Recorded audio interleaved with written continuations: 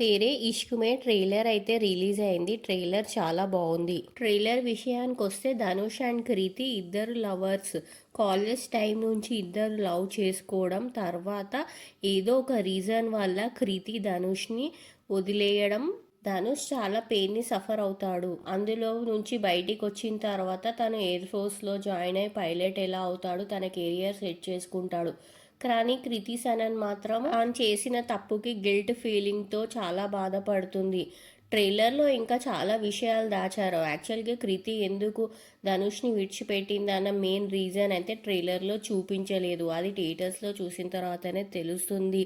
ఈ మూవీకి AR Rahman music అందించారు. ఆనంద్ ఈ movie director and T series and colour yellow వాళ్ళు ఈ మూవీని ప్రొడ్యూస్ చేస్తున్నారు. ఈ సినిమా వచ్చేసి 28 నవంబర్కి థియేటర్లో రిలీజ్ అవుతుంది.